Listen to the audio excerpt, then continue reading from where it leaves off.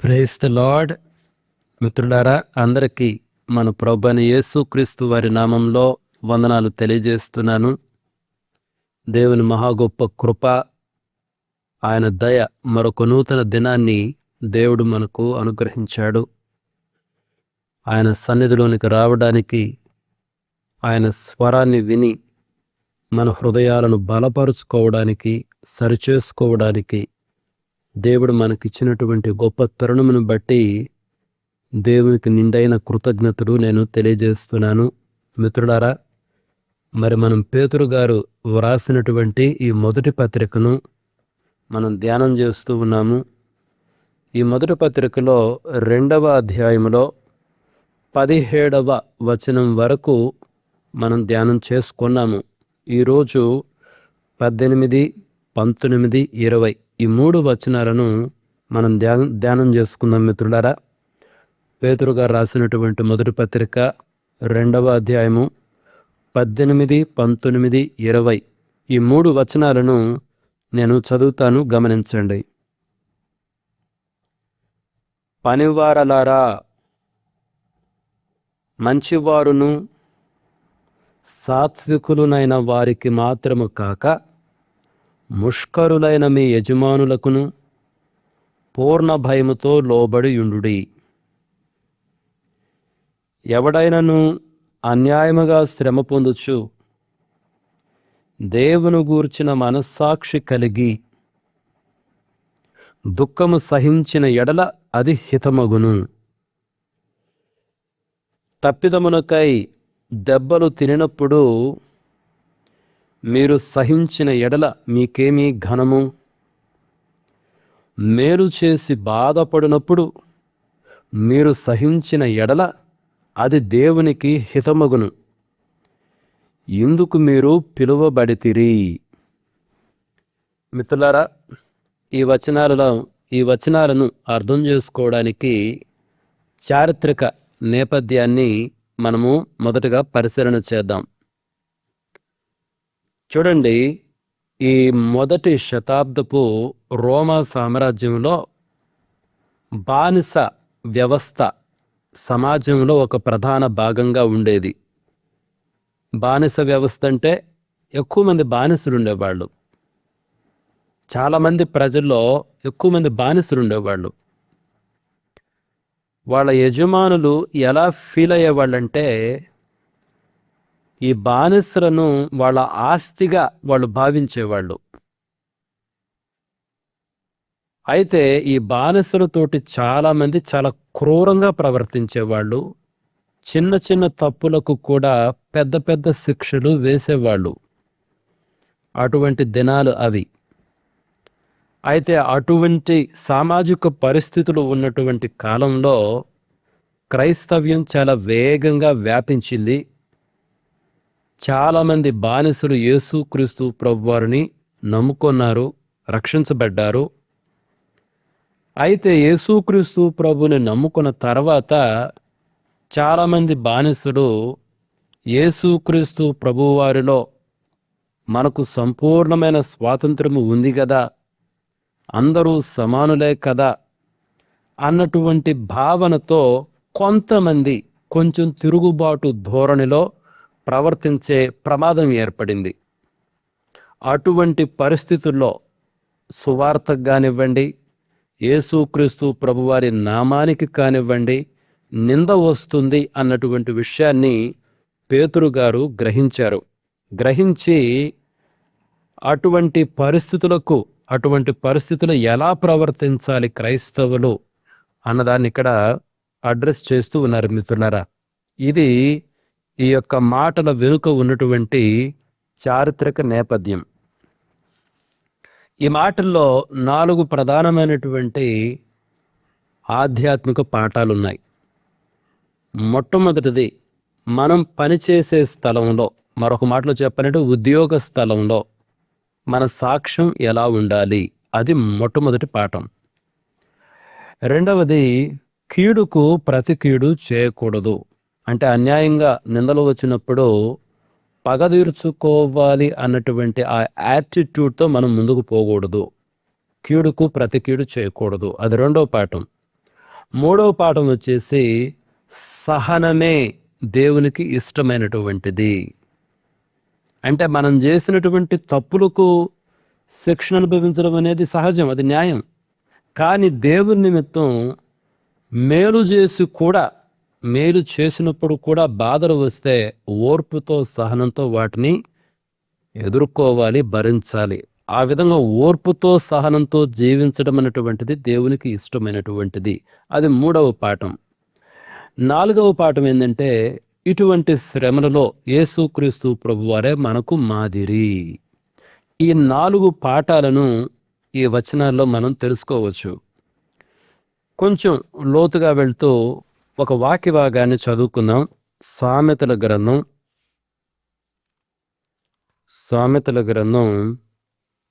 20వ అధ్యాయానికి రండి. సామెతల గ్రంథం 20వ అధ్యాయంలో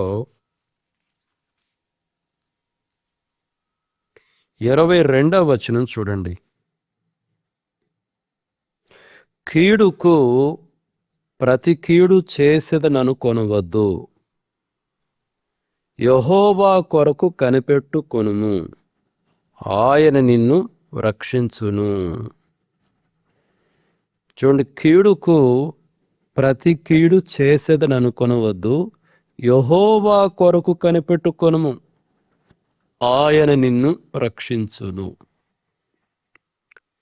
కాబట్టి పగ అన్నటువంటి ఆ ధోరణి క్రైస్తవ్యానికి చెందదు. పగ, ప్రతీకారము అన్నటువంటి ఆ ధోరణి క్రైస్తవ్యానికి చెందదు. అటువంటి పరిస్థితుల్లో అంటే మనకు నష్టం కలిగింది, శ్రమ కలిగింది, కీడు చేశారు, మనం ఏ విధంగా తప్పు చేయకపోయినప్పటికీ కీడు చేశారు. అటువంటి పరిస్థితుల్లో క్రైస్తవులు ఏం చేయాలంటే దేవుని వైపు చూడాలి, అంతేగాని ఏ విధంగా పగ తీర్చుకోవాలి అటువంటి విధానాల కొరకు మనము వెతకూడదు. దేవుని వైపు చూడు. అదనమాట ఇక్కడ ఓర్పు సహనం అంటే ఏంటంటే ఒక నిస్సహాయ స్థితిలోనికి పోండి అని కాదు, ఇంకా అలానే భరిస్తూ ఉండండి అని కాదు. మనకు ఒక దేవుడున్నాడు, ఒక రక్షకుడు ఉన్నాడు, ఒక న్యాయాధిపతి ఉన్నాడు. సరైన విధానములో ఆయన మనకు జరిగినటువంటి అన్యాయాన్ని హ్యాండిల్ చేయగలడు.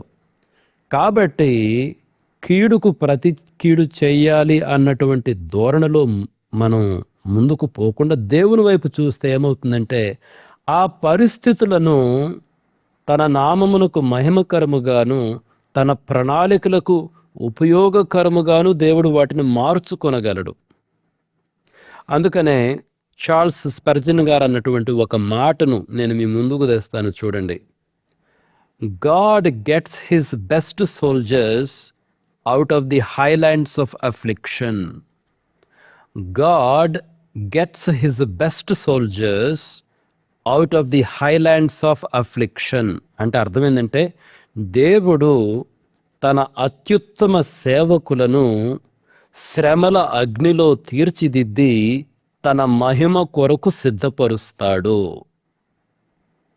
దేవుడు తన అత్యుత్తమ సేవకులను శ్రమల అగ్నిలో తీర్చిదిద్ది తన మహిమ కొరకు సిద్ధపరుస్తాడు. కాబట్టి బెస్ట్ ఉత్తమమైనటువంటి యోధులు, సైనికులు ఎలా వస్తారంటే శ్రమల కొలిమిలో నుండే వస్తారు.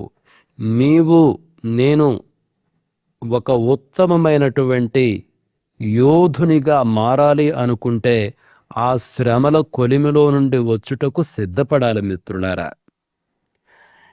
కాబట్టి ఇప్పుడు నేనేం చేస్తానంటే మనం చదివినటువంటి ఈ వచనాలలో ప్రాముఖ్యమైన కొన్ని పదాలను నేను హైలైట్ చేస్తాను మిత్రులారా. చూడండి, 18వ వచనం చూడండి. పనివారలారా, మంచివారును సాత్వికులునైన వారికి మాత్రము కాక ముష్కరులైన మీ యజమానులకు పూర్ణ భయముతో లోబడియుండుడి. ఇక్కడ పనివారలారా అంటే సాధారణంగా ఇంటిలో పనిచేసేవారన్నమాట. ఇక్కడ ఉపయోగించబడినటువంటి గ్రీకు పదము ఓయికెటాయి. ఓయ్ కెథై, ఈ పదాన్ని ఇంటిలో పనిచేసేవారు, ఇంటి పనివారు. ఆ తర్వాత ఇక్కడ యజమానులకు, మీ యజమానులకు పూర్ణ భయముతో లోబడి ఉండుడి అని ఉంది కదా. ఇక్కడ యజమానులకు అంటే డెస్పోటైజ్ అనే పదం ఉపయోగించబడింది. ఈ పదానికి అర్థం నిరంకుశుడు, అంటే నిరంకుశులైనటువంటి మీ యజమానులకు అన్నమాట ఆ అర్థం, ఆ మాట. ముష్కరులైన మీ యజమానులకు, ఆ పదం కూడా ఉంది చూడండి 18వ వచనంలో. ముష్కరులైన అంటే వంకరైన, కఠినమైన, క్రూరమైన, నిరంకుశ ప్రవర్తన కలిగినటువంటి మీ యజమానులకు లోబడి ఉండుడి. కాబట్టి ఈ 18వ వచనంలో అవి ముఖ్యమైన పదాలు. కాబట్టి ఈ కఠినులకు కూడా, ముష్కరులకు కూడా మీరు పూర్ణ భయముతో లోబడి ఉండుడి అంటే సంపూర్ణమైన విధేయతను చూపించండి, దేవునికి మహిమ కలుగునట్టు ప్రవర్తించండి అదనమాట. మరి 19వ వచనానికి వస్తే, ఎవడైనను అన్యాయముగా శ్రమ పొందుచు దేవుని గూర్చిన మనస్సాక్షి కలిగి దుఃఖము సహించిన ఎడల అది హితమగును. కాబట్టి మనం ఎలాంటి తప్పు చేయకపోయినా అన్యాయంగా శ్రమను అనుభవించవలసి వస్తే అది సాధారణంగా చాలా బాధాకరమైనటువంటి విషయం. ఎందుకంటే నేనేం తప్పు చేయలేదు కదా, మరి ఎందుకు భరించాలి? అయితే పేతురు గారు ఏం చేస్తున్నారంటే, అటువంటి పరిస్థితులలో ఒక ఉన్నతమైనటువంటి ప్రమాణాన్ని చూపిస్తున్నాడు. ఏంటి ఆ మాట, ఆ ప్రమాణం? దేవుని గూర్చిన మనస్సాక్షి కలిగి. ఆ మాటలకు అర్థం ఏంటి? దేవుడు నన్ను చూస్తున్నాడు, ఇక్కడ ఏం జరుగుతుందో దేవునికి అంతా ఎరుకే, ఆయనకి న్యాయం ఏంటో నిజమేంటో ఆయనకు తెలుసు అనేటటువంటి ఒక స్పృహతో క్రైస్తవులు జీవించాలి. అక్కడ ఏం జరిగిందో దేవునికి తెలుసు, మనుషులకు తెలియకపోవచ్చు. నీ యొక్క న్యాయ ప్రవర్తన దేవుడు చూస్తూనే ఉన్నాడు. కాబట్టి దేవుడు నాకు న్యాయం తీరుస్తాడు అన్నటువంటి ఆ స్పృహతో మనము అడుగులు వేయాలి. అందుకనే దేవుని గూర్చిన మనస్సాక్షి కలిగి మీరు అడుగులు వేయండి. మీకు అన్యాయం జరిగినప్పుడు కూడా దేవుడు చూస్తున్నాడు, దేవుడు తప్పకుండా దీన్ని హ్యాండిల్ చేస్తాడు, సరైన విధానంలో హ్యాండిల్ చేస్తాడు అన్నటువంటి ఆ దృక్పథంతో, ఆ ఎరుకతో, ఆ స్పృహతో మనం ముందుకెళ్ళాలి. అది ఈ 19వ వచనంలో శ్రేష్టమైనటువంటి పదం. మరి 20వ వచనం చూస్తే, తప్పిదమునకై దెబ్బలు తినప్పుడు మీరు సహించిన ఎడల మీకేమి ఘనము. మరి తప్పులు చేసినప్పుడు శిక్ష అనుభవించడం అన్నటువంటిది అది సాధారణమే, అది ఏ విధంగా ఘనత అవుతుంది? అయితే మేలు చేసి బాధపడినప్పుడు మీరు సహించిన ఎడల అది దేవునికి హితమగును.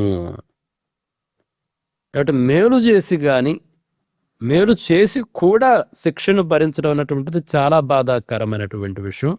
అటువంటి బాధాకరమైన పరిస్థితుల్లో దేవుని వైపునకు చూడాలి. దేవుడు వాటిని సరైన విధానంలో హ్యాండిల్ చేస్తాడు, మనం అనుకోని రీతిలో ఉపయోగిస్తాడు. చూడండి, అది చాలా గొప్ప కార్యాలకు దేవుడు దారి తీసే విధంగా చేయగలడు. ఇవి ఈ 3 వచనాల్లో ఉన్నటువంటి ప్రాముఖ్యమైన పదాలు, ఆలోచనలు. మిత్రులారా, నేను ఇప్పుడు ఏం చేస్తానంటే, ఈ యొక్క వచనాలకు తగినట్టుగా కొన్ని బిబ్లికల్ ఇల్లస్ట్రేషన్స్ను మీ ముందుకు నేను తీసుకొస్తాను. ఆదికాండానికి రండి. ఆదికాండంలో 39వ అధ్యాయము. 39వ అధ్యాయంలో నేను 19వ వచనం నుండి చదువుతున్నాను, గమనించండి. 19 నుండి 21వ వచనం వరకు. కాబట్టి అతని యజమానుడు, ఇట్లు నీ దాసుడు నన్ను చేసెనని తన భార్య తనతో చెప్పిన మాటలు విన్నప్పుడు కోపముతో మండిపడి అతనిని పట్టుకుని రాజు ఖైదీలు బంధింపబడు చెరసాలలో వేయించెను. అతడక్కడ చెరసాలలో ఉండెను. అయితే యెహోవా యోసేపునకు తోడయుండి అతని యందు కనికరపడి అతని మీద ఆ చెరసాల యొక్క అధిపతికి కటాక్షము కలుగునట్లు చేసెను. ఇది యోసేపు విషయము ఏం జరిగిందో మనందరికీ తెలుసు. అయితే ఇప్పుడు యోసేపు నీతికి నిలబడ్డాడు. నీతికి నిలబడినప్పటికీ ఆ కారణం చేతనే అతనిని చెరసాలలో వేయించడం జరిగింది. నిజమే, యోసేపునకు అన్యాయం జరిగింది. అయితే మీరు కంక్లూజన్ చూసారు ఎలా ఉందో. ఆ 21వ వచనంలో, అయితే యెహోవా యోసేపునకు తోడయుండి అతని యందు కనికరపడి, ఒక ప్రత్యేకమైనటువంటి ఫేవర్ యోసేపు పైకి వచ్చింది. ఆ తర్వాత ఏం జరిగింది మీకు తెలీదా? మనకు తెలిసిందే కదా, from present to prime minister.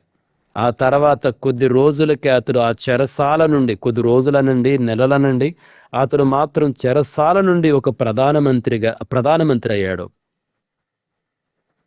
చూడండి, యోసేపు ఒక శోధనలో వెళ్ళాడు. అయితే దేవుని స్పృహ కలిగి ఆ పరిస్థితుల్లో నిలబడ్డాడు.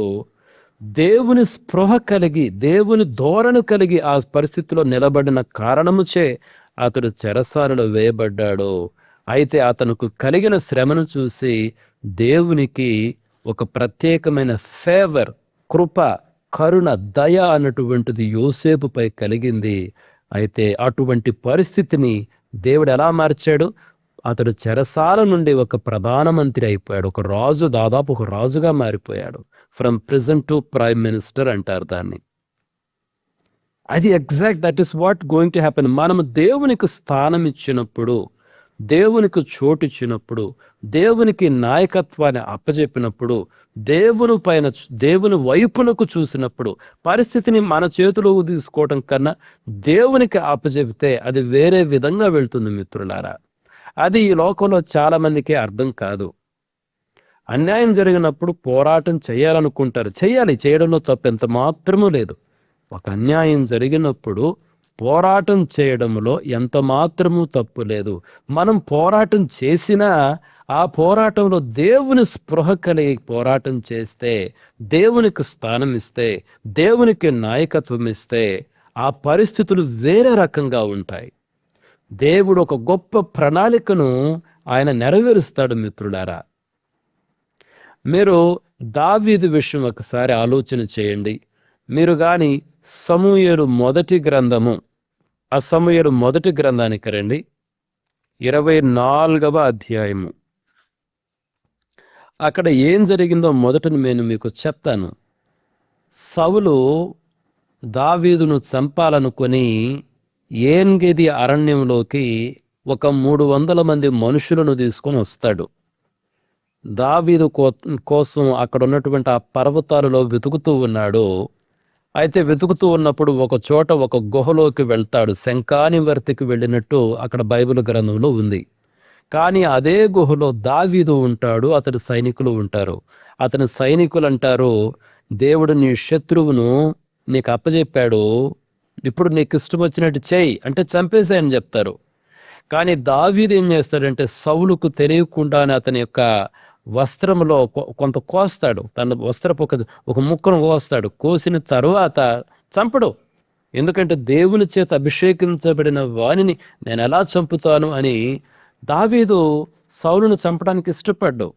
అసలు ఆ వస్త్రమును ఒక ముక్క కోసినందుకు కూడా చాలా బాధపడతాడు, అయ్యో ఎందుకు ఇలా చేశాను అని.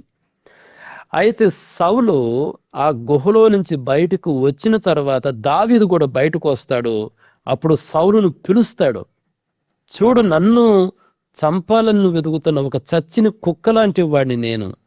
అసలు మిమ్మల్ని, ఓ రాజా, మిమ్మల్ని చంపాలన్నటువంటి తలంపే నాకు లేదు. ఒకవేళ చంపే ఉద్దేశం ఉంటే మిమ్మల్ని చంపమని నన్ను ప్రేరేపించారు నాతో ఉన్నవాళ్ళు. మీరు అసలు నా చేతికి దొరికారు, అయినా కానీ నేను మీకు హాని చేయలేదు. కావాలంటే చూడండి, మీరు ధరించినటువంటి ఆ వస్త్రాల్లో ఒక ముక్క కూడా కోసిన ముక్క చూపిస్తాడు. అయితే అప్పుడు సౌలు ఇదంతా విన్న తర్వాత ఎలా ప్రతిస్పందిస్తాడు చూడండి. సౌలు ఏమంటాడో 17వ వచనంలో, 17 దావీదుతో ఇట్లనెను. ఎవరు? సౌలు అంటున్నాడు. ఏమంటున్నాడు? యెహోవా నన్ను నీ చేతికి అప్పగింపగా నన్ను చంపక విడిచినందుకు ఈ దినమున నీవు నా అపకారమునకు ఉపకారము చేసిన వాడవై నా ఎడల నీకున్న ఉపకార బుద్ధిని వెల్లడి చేసితివి గనుక నీవు నాకంటే నీతిపరుడవు. ఒకనికి తన శత్రువు దొరికిన ఎడల మేలు చేసి పంపివేనా? ఈ దినమున నీవు నాకు చేసిన దానిని బట్టి యెహోవా ప్రతిగా నీకు మేలు చేయునుగాక. నిశ్చయముగా నీవు రాజువగుదువనియు ఇజ్రాయేలుల రాజ్యము నీకు స్థిరపరచబడుననియు నాకు తెలియను. కాబట్టి నా తరువాత నా సంతతి వారిని నీవు నిర్మూలము చేయకుండానట్లును, నా తండ్రి ఇంటి వారిలో నుండి నా పేరు నీవు కొట్టివేయకూడనట్లును యెహోవా నామమున నాకు ప్రమాణము చేయుము. అంతట దావీదు సౌలునకు ప్రమాణము చేసెను. అప్పుడు సౌలు ఇంటికి తిరిగి వచ్చెను. అయితే దావీదును అతని జనులను తమ కొండ స్థలములకు వెళ్ళిపోయిరి. చూడండి, తర్వాత సౌలు బిగ్గరగా ఏడ్చినట్టు 16వ వచనంలో ఉంటుంది. సౌలు, దావీదా నాయన, ఈ పలుకు నీదేనా అని బిగ్గరగా ఏడ్చి, చంపాలి అనుకున్నటువంటి వ్యక్తి ఇప్పుడు ఏడుస్తున్నాడు. దావీదు ఎంత నీతిమంతుడో ఒప్పుకుంటున్నాడు. నీవు తప్పకుండా రాజు అవుతావని నాకు తెలుసు అంటున్నాడు. నా కుటుంబాన్ని నాశనం చేయవద్దు అని ఒక నిబంధన చేయించుకున్నాడు. చంపడానికి వచ్చినటువంటి వ్యక్తి ప్రతిస్పందన మీరు గమనించండి మిత్రులారా. దావీదుకి నిజంగా వాస్తవంగా దావీదును చంపడానికి తిరుగుతున్నాడు సౌలు. దావీదు ప్రమాదంలో ఉన్నాడు. చంపటానికి వెతికేవాడు నీకు దొరికినప్పుడు చంపటంలో తప్పెంత మాత్రమూ లేదు. ఎందుకంటే నీ ప్రాణం మీదకు వచ్చినప్పుడు నీ ప్రాణాన్ని కాపాడుకోవడానికి నువ్వు చంపొచ్చు. భారత న్యాయశాస్త్రం కూడా చెప్తుంది అదే. నీ ప్రాణం పైకి వచ్చినప్పుడు నువ్వు ఇంకేం చేయలేవు. కానీ దావీదు అలా చేయలేదు. ఇతడు యెహోవా చేత అభిషేకించబడినటువంటి వాడు. అతడు దావీదు అన్నటువంటి మాటలు అవి. అంటే దావీదులో ఏముంది? దేవుని స్పృహ ఉన్నది, దేవునికి భయపడే మనస్సాక్షి ఉన్నది, దేవుని స్పృహతో అడుగులు వేస్తున్నాడు. దేవుని చేత అభిషేకించబడిన వానికి వ్యతిరేకముగా నేను ఎలా చెయ్యెత్తుతాను, ఎలా చంపుతాను? చూడండి, దీనినే దేవుని మనస్సాక్షితో మనం అడుగులు వేయాలి, దేవుని స్పృహతో అడుగులు వేయాలి మిత్రులారా. అటువంటప్పుడు మన శత్రువు యొక్క ప్రతిస్పందన కూడా ఎంతో ఆశ్చర్యకరంగా ఉంటుంది. చూడండి, దేవుని స్పృహతో మనం అడుగులు వేసినప్పుడు దేవుని యొక్క కృప, కనికరము మన పైన ఉంటుంది. God's favour will be with us. మరొక స్మార్ట్ గమనించండి. దానియేలు గ్రంథానికి రండి. దానియేలు గ్రంథంలో 6వ అధ్యాయానికి రండి.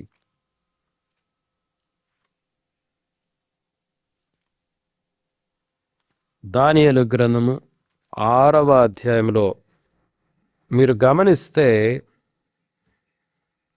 4వ వచనం చూడండి.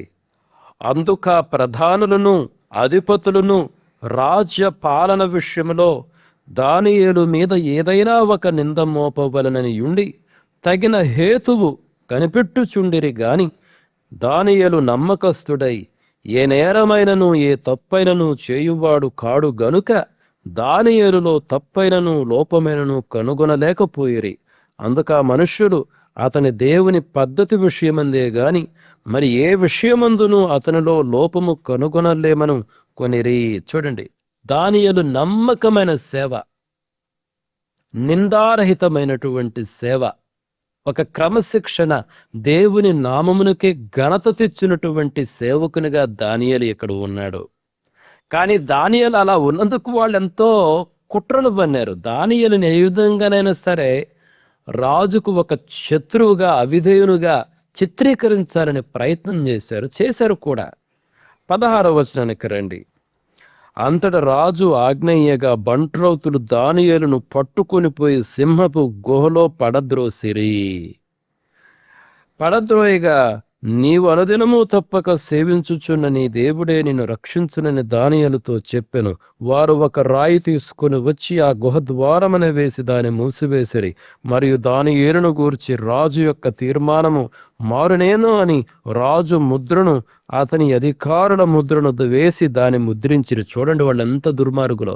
ఒకవేళ మరలా రాజు యొక్క మనస్సు మారిద్దేమని చెప్పేసి ఆ రాజు యొక్క తీర్మానము మారునేమో అని రాజు ముద్రను, అతని అధికారుల ముద్రను వేసి దాన్ని ముద్రించిరంట. ఇది ఎలా ఉంది? యేసుక్రీస్తు ప్రభు వారిని సమాధిలో పెట్టినప్పుడు ఆ రాయిని శిష్యులు వచ్చి దొర్లిస్తారేమో అని చెప్పి రోమా చక్రవర్తి యొక్క ముద్రను వేసినట్టు ఉంది కదా, ఇది అలానే అనిపిస్తుంది చూడండి. అయితే 18వ వచనం, అంతటా రాజు తన నగరకు వెళ్ళి ఆ రాత్రి అంతా ఉపవాసముండి నాట్య వాయిద్యములను జరగనీయలేదు, అతనికి నిద్ర పట్టలేదు. తెల్లవారుజామున రాజు వేగరమే లేచి సింహము గుహ దగ్గరకు త్వరపడిపోయాను. అతడు గుహ దగ్గర రాగానే దుఃఖస్వరముతో దానియేలును పిలిచి, జీవము గల దేవుని సేవకుడు అయిన దానియేలు, నిత్యము నీవు సేవించుచున్న నీ దేవుడు నిన్ను రక్షింపగలిగిన అని అతను అడిగను. అందుకు దానియేలు, రాజు చిరకాలము జీవించునుగాక, నేను నా దేవుని దృష్టికి నిర్దోషిగా కనబడుతున్న గనుక ఆయన తన దూతను పంపించి దేవుని కృప దానియేలుపై నిలిచింది. యోసేపు విషయంలో మనం అదే కదా చదివింది. యోసేపు విషయంలో దేవునికి కనికరము కలిగింది. దానియేలు విషయంలో కూడా దేవునికి కనికరం కలిగింది. దావీదు విషయంలో కూడా కనికరం కలిగింది. యెహోవా తన దూతను పంపించాడని దానియేలు సాక్ష్యం ఇస్తున్నాడు. చూడండి, దేవుని స్పృహతో అడుగులు వేసినప్పుడు దేవుడు మన కోసం అడుగులు వేయడ. ఒక్కొక్కసారి మరణములో పోవలసి వచ్చినను బాధపడవలసిన అవసరం లేదు. అందులో దేవుడు ఒక గొప్ప ప్రణాళికను ఆయన నెరవేరుస్తాడు. కానీ తుదకు మీరు చూస్తే ఆ 24వ వచనంలో, రాజు ఆజ్ఞయ్యగా దానియేలు మీద నింద మోపిన ఆ మనుషులను వారు తోడుకొని వచ్చి సింహమును గృహలో పడద్రోసిరి. అంత మాత్రమే కాదు గాని 25వ వచనం చూడండి, అప్పుడు రాజుకు దర్యావేషు, లోకమంతటా నివసించు సకల జనులకును రాష్ట్రములకును ఆయా భాషలు మాట్లాడు వారికి ఎలాగూ వ్రాయించెను, మీకు క్షేమాభివృద్ధి కలుగునుగాక. నా సముఖమున నియమించినదేమనగా నా రాజ్యములోని సకల ప్రభుత్వముల యందుండు నివాసులు దానియేలు యొక్క దేవునికి భయపడుచు ఆయన సముఖమున వణుకుచుండవలెను. ఇది ఎవరి మాటలు? దర్యావేషు మాటలు. దానియేలు దేవునికి అందరూ భయపడాలి, వణుకుచూ ఉండాలి. అంటే ఏంటి? విశ్వాసం ఉంచాలి దానియేలు దేవుని యందు. దానియేలు దేవుని గౌరవించాలి. ఎలా పడితే అలా ప్రవర్తించకూడదు దానియేలు దేవుని విషయంలో. చూడండి, ఒక అన్యాయము కలిగినటువంటి ఒక పరిస్థితిని దేవుడు తుదకు ఎలా మార్చాడో, దీనిని దేవుని స్పృహతో మనం అడుగులు వేస్తే, మనకు ఒక అన్యాయం జరిగింది, మనం పోరాటం చేయొచ్చు.